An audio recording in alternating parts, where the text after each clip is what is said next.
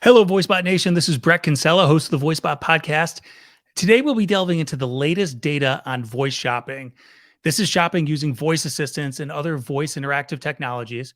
We're going to hit on the market size, consumer interest, the categories that are getting traction, and a few other things as well. So stick around for some of that market data you've come to VoiceBot for so many times before. Every week, we bring you the leaders, the innovators, the designers that are shaping the future of conversational AI technologies.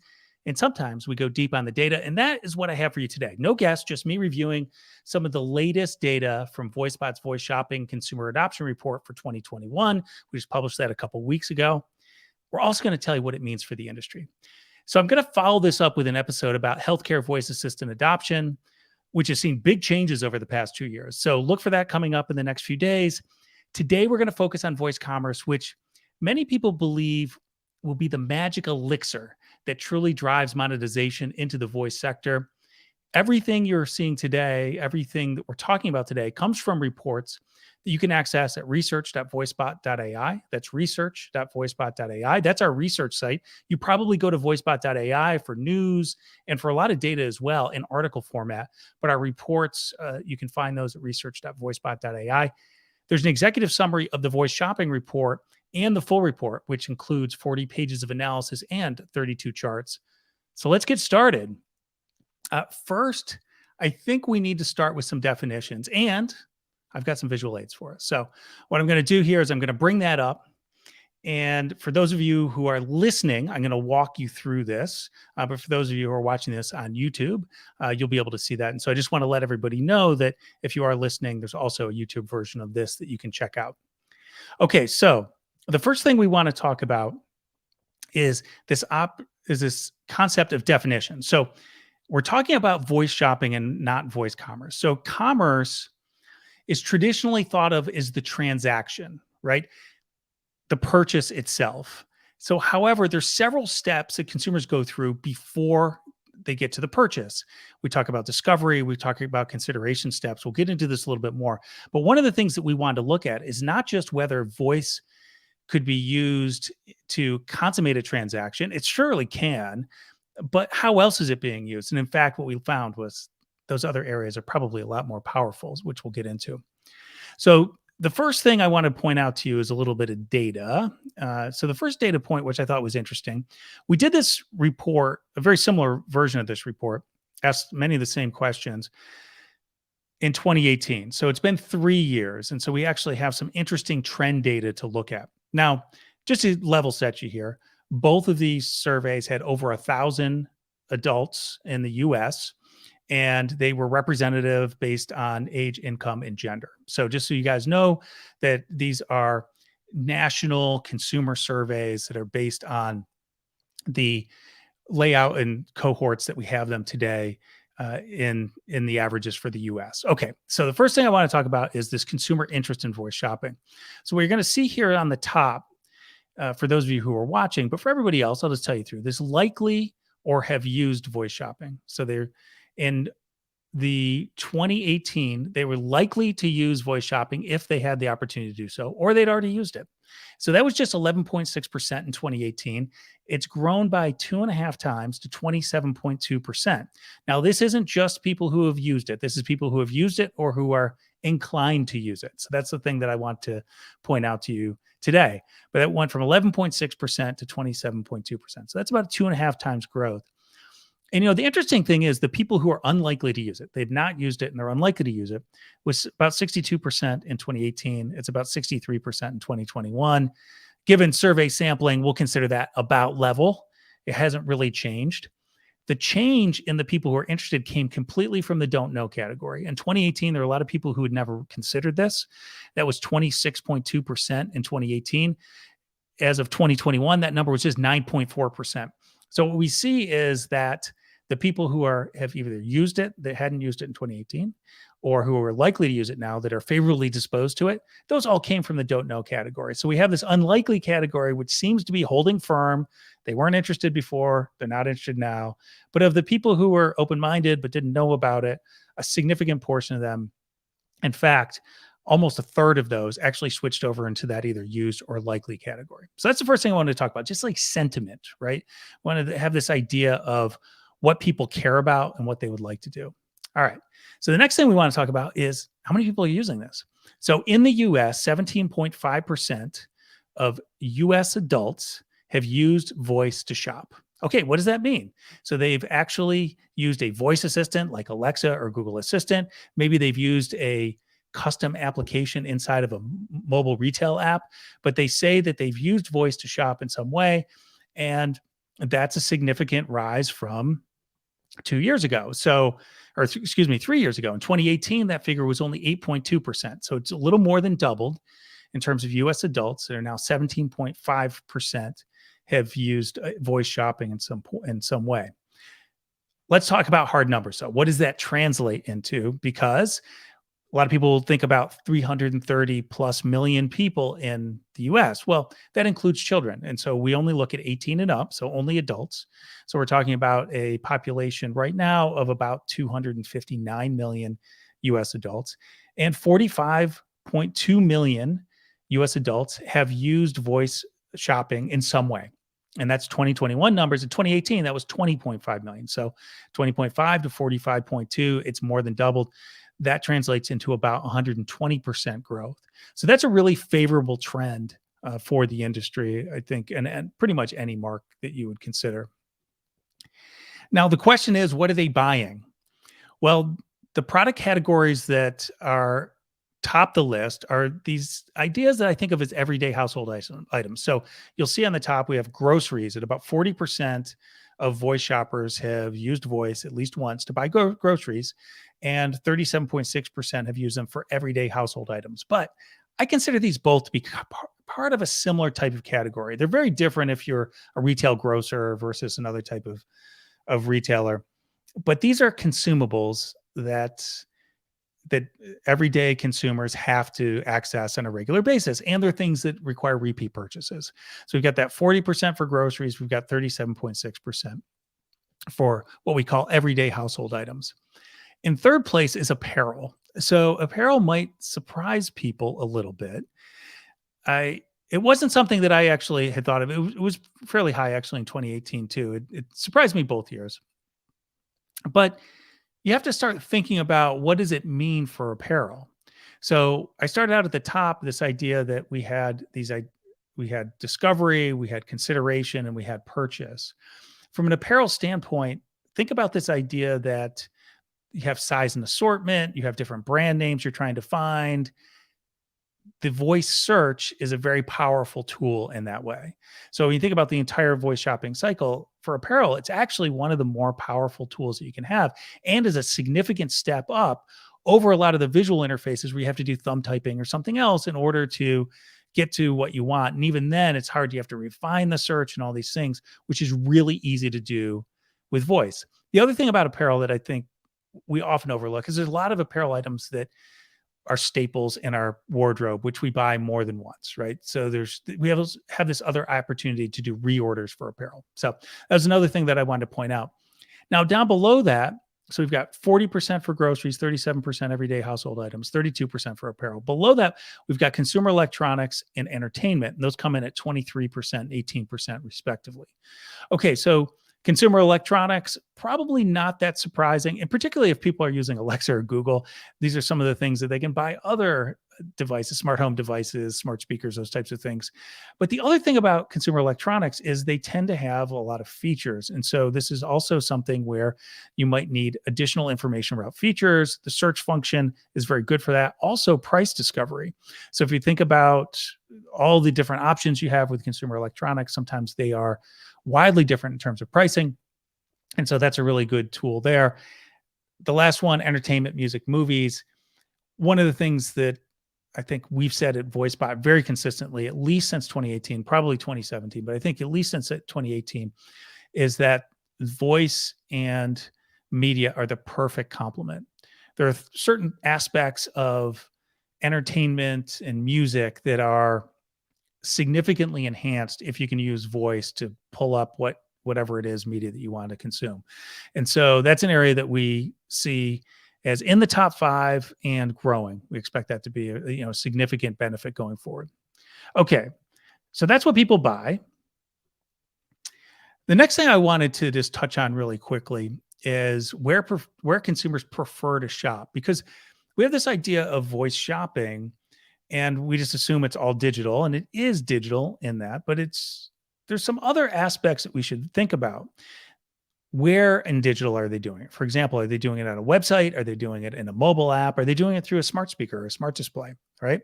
Or potentially they're even doing it on a mobile app in store. The other thing that I think is really interesting here is we asked this question in 2018, and we were able to repeat it in 2021. And there's been some significant behavioral shift that might not surprise everybody in a post-COVID, or I guess we're in a current COVID, but in a post-pandemic reality. But it's not something that might be obvious in terms of what its implications are. But it's certainly something that I would look at from a e-commerce standpoint and from a shopping standpoint overall, just commerce in general, in terms of what consumer behaviors are going to be like going forward. So in 2018, 62% of consumers said their favorite place to shop was actually in a physical retail store. And that was down to 26% for a website. Mobile device was a little over 7%. Smart speaker was under 1%. Just scratching the surface there in terms of smart speakers. But some people thought that that was the best place to shop at that time. Move forward to 2021 in our post-pandemic reality, and the preference for shopping in a physical store dropped from 62% to 48%. So that's a significant drop right there. And if you look at the website, it's gone up to 31%. Mobile has more than doubled to 16%. And smart speakers got over 1%. So all of the digital online shopping modalities went up while physical store shopping went down. And I think that that's really important because we're looking at behavioral changes. And what happens when you have, and this is what people prefer to do. This is what they say their first stop would be if they want to buy something. So that's an important point to consider. And then if it's their first point of shopping, what are some of these things that they might need to do? And how might they think about a website or a mobile app differently if it's their primary shopping channel as opposed to their secondary shopping channel? So when we go into that, we have all these other considerations in terms of how people are going to move this forward. But it actually bodes well, not just for e-commerce, but also for voice shopping. And this idea of voice shopping as well is not limited to the physical store. So we talked about this idea of the physical store being important. But we asked this question in 2018, which I thought was kind of interesting. Would you use a voice assistant while shopping in store? And what came back was that about 48% in 2018 would do that. In 2021, 62% said they would do that. So think about what this means, right? You're sort of in a store and really you're on your own. If you're on a website, you're in a mobile app, and you don't know where to find something, you actually have a search bar. You have menu structures. You have these different types of UI affordances, which will help you get to the answer that you're looking for to fulfill your needs, so to speak. When you're on a website, those tools are just assumed to be there. When you're in the store, they're assumed not to be there. So what is your search bar? What is your menu when you're in the store? Well, you can look around. If it's a big store, maybe that helps you. You can find departments like in a Target or a Walmart. You can see signage. But a lot of stores, you can't see things because of the way the aisles are, and you have shelving and those types of things. And so this becomes problematic. So then how do you find things? You actually hopefully can find a retail associate and ask them the question. Now, I don't know how many of you have done that. I've done that within the last several months, trying to find something in a grocery store and in a DIY store. And sometimes that can be easier than others. Sometimes you get lucky, someone's available, they're right there, you can ask them, and they know the answer, right? So that's the other thing. Other times you might hunt for a while to try to find them, and you feel like Lewis and Clark on the expedition, to find the source of the river.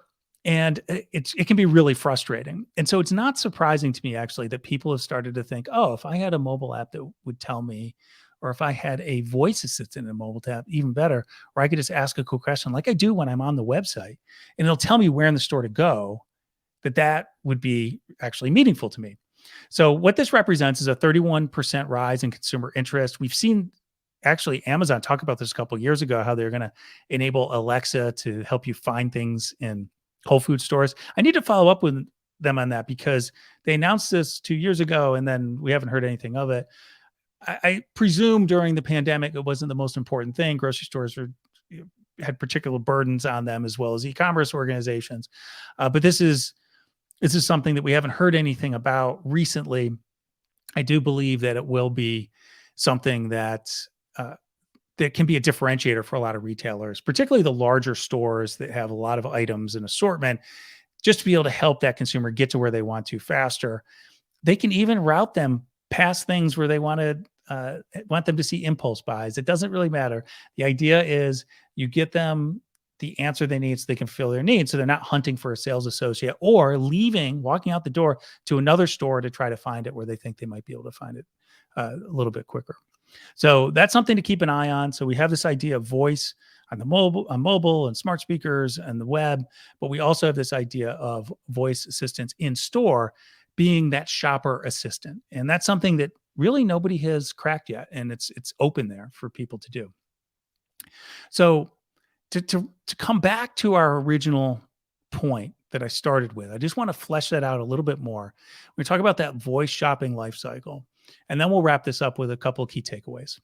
So the first is when we think about voice shopping, don't just think about the purchase. Yes, you could say, buy this now. Yes, you could give a pin or you could have a vocal biomarker so that you could actually verify a transaction online. Those things are true.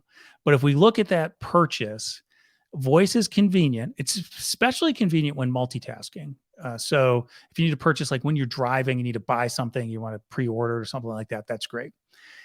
With that said, unless you're multitasking, it's really not that much better than touch because for the most part, that is what the online web and mobile solutions have optimized for. Make it really easy. Once you're ready to purchase, that it make it really easy to purchase, whether it's that one click or a swipe or something else. It is beneficial when you're multitasking for sure. It can actually be just as good as touch other places, but it's not really that much better. What we're really looking for is that 10x improvement anytime we consider what a new technology can do and how it can get over that friction of getting consumers to adopt this new behavior. So that leaves us with discovery and consideration. So discovery, voice search is faster than typing, particularly thumb-based typing. We talk about somewhere between 3 and 6 times faster. And an in-store standpoint, which we just mentioned, really could lead shopper to the product, might increase your sales, might increase your complementary sales because not only could you direct them to where it is, but you could actually suggest something else like people also purchase this complementary item, those types of things. So I think there's a lot of opportunity there that people have not fully developed, but definitely around this for search, being able to get there faster.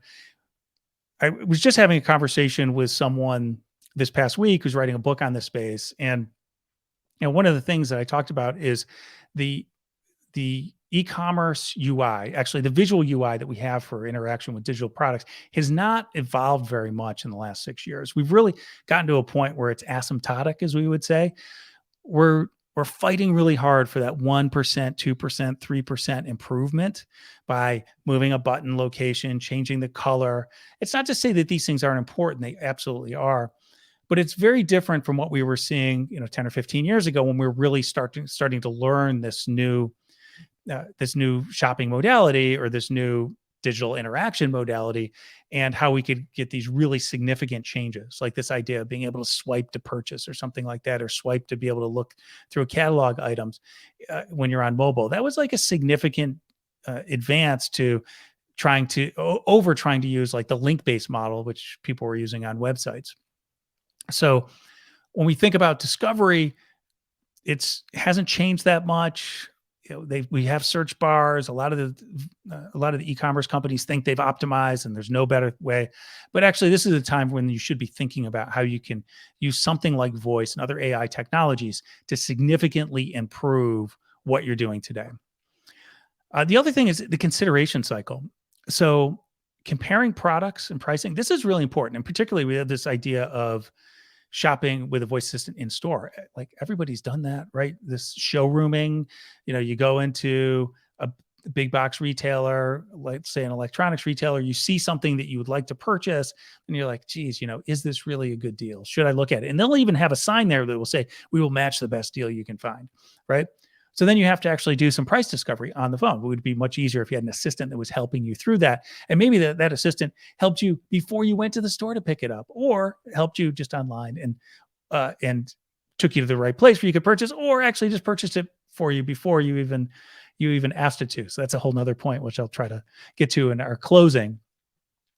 But this other thing that came up in a Clubhouse room that I was hosting, and this was about 6 months ago. And we were talking about voice commerce, e-commerce, using voice. And one of the people in the room came up on stage, and they mentioned, they said, we're implementing these sites for people, particularly for direct to consumer and for large retailers. And they said, a lot of people are saying, oh, we want to use voice for search, right? He said, yeah, maybe some consumers are asking for that. And a lot of people in the industry are suggesting it. He said, but my clients, the people who are running these stores, they think they've nailed search. And I would say they probably think they have, but they most likely have not. But okay, let's say that they have, at least in that perspective. The pain point they had was actually for complex and high-priced products at the point of purchase. So you get to that point where the discovery's been done, they've done most of the consideration, but then they have one question, something about size or something about return policy, something about compatibility with another product or something like that. And it's just not in the documentation. It's nowhere easy to find. And that's where they're getting a lot of cart abandonment. And you think about some of these high-priced electronics or mattresses, a lot of these things that they definitely are trying to funnel you in and get that purchase as soon as possible, because these are high margin items. They got to push the volume. And it's potentially worthwhile for them to have a person you could talk to, but at the scale they're doing, they can't actually manage that. Plus, we also know that it's really hard to staff these types of roles anyway, even if you want to provide a person. And so having some sort of assistant which can go through, use natural language, answer these questions that are complex and require maybe some integrated thought to come back with, that might actually be a really big benefit in order to drive up conversion rate with people who are at the point that they want to purchase, but they just have that one or two remaining objections, considerations that's making them nervous and might just make them click out or delay their purchase. So discovery, consideration, purchase, all of them have voice potential, but I would say that the bigger ones are probably in the first two areas. And so I'll bring this down for those of you who are watching on YouTube. And for those of you who are listening, this will be pretty straightforward. I just want to walk you through what I think are the big takeaways. And then I'm going to do one thing to look forward to. So the first thing is, I tell people, think beyond the transaction. We just talked about that. Voice shopping includes pre-purchase activities such as discovery and consideration. And those services around search, price comparison, product research, they might actually be the most impactful elements for voice technology for this idea of voice commerce. So think beyond the transaction. 2, strong adoption in voice shopping today over the last 3 years, but it's not explosive growth. So when we look at this idea that we've more than doubled, about 120% growth in people who have used voice shopping, and we have 2.5 times in terms of the people who have used, and in addition to those who are interested in using it, those are really good numbers. And that shows a willingness on consumers to change their behavior and actually an interest in doing that. And I would say that this is very similar to what we see in healthcare, but maybe not as strong of a signal as that, but it's still there, that there's more interest than there is availability. So demand for these types of services exceeds supply. And as more supply comes on, that means retailers, right, are providing some voice interactive capabilities for shopping. As they do more of that, there's actually already audience out there who are already using it, have already used it, have some familiarity, and those who are interested in using it to try it out. So that's something to consider. So I think that's strong growth, not explosive growth, but actually very favorable if you're in this space and you're looking to drive this new technology in and see it actually have some real impact on the bottom line. The last thing I want to talk about in terms of the takeaways is voice shopping use is and will be highest for everyday items. That's the grocery, that's those household consumables. I think those are the ones that are really, from a consumer standpoint, really easy for them to understand, particularly since they're doing a lot more online shopping for those consumables. These are the types of things they always used to go to the store for, but in the post-pandemic world, they're ordering more of this. They're getting these onesie twosies. It's not like a big box. They're getting a thing with just a couple items in it. And these consumables are things that you can just be in your kitchen and say, oh, reorder that, right? Just like that fast. You don't even have to think about it. The next day it's there. Some places the same day it'll be there. The other thing that I talk about in addition to those is I really think entertainment's poised for growth. So when we look at whether that's media such as music and movies, or we talk about games, these are places where there's an opportunity for upsell, which is very easy for people to say, yes, I want that, but also for search. And I think that's a really important thing. People looking for very particular types of items that they're interested in purchasing from an entertainment standpoint. And entertainment has a reputation for being one of the more complicated product categories in order to find what it is you're looking for. And that's because there's so much of it and they all have similar names. And there's a lot of reasons for that. But these everyday consumables, groceries, everyday household items, definitely use today, entertainment items poised for growth. That's the takeaway. And the last thing I told you, I'd give you like one forecast. One of the things that I'm looking forward to, it's not going to happen this year really in a meaningful way, but this is the type of thing to start thinking about. Voice assistants today are just a utility for you to be able to find something faster, to make your purchase, right? They're just another type of digital UI. In the future, the assistants will be smarter and they'll actually be working on your behalf. We talk about this idea of assistants with agency, and you might interact with them by typing, through chat if you'd like. But for the most part, as these become more sophisticated, you're going to use natural language. You're going to speak most of the time, but they're going to actually go beyond just responding to what you want.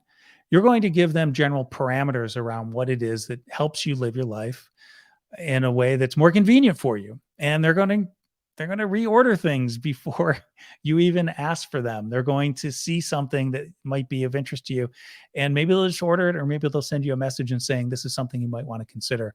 So we think about these voice assistants with agency, these voice shopping assistants, I think is one of the more interesting elements, that the technology is there to do this, but nobody's really jumped out and tried to figure out exactly how to package it and then how to get the consumers to change their behavior and adopt it. Okay, so that's voice shopping. That's it for this week. Was really happy to offer you the latest insights today into voice shopping for the special edition of the podcast and the YouTube channel. I'm Brett Kinsella, host of the VoiceBot podcast. You can keep track of all of the industry data by following me on Twitter at Brett Kinsella or in the VoiceBot community Discord. You can find all this data discussed today and more through VoiceBot research. So just go to research.voicebot.ai, research.voicebot.ai. And we're going to have more of these coming up this quarter. So you definitely look for them. We're going to do one in healthcare. We've got some other things that we do every year around voice assistant and market adoption. And until next time, may the VoiceBots be with you.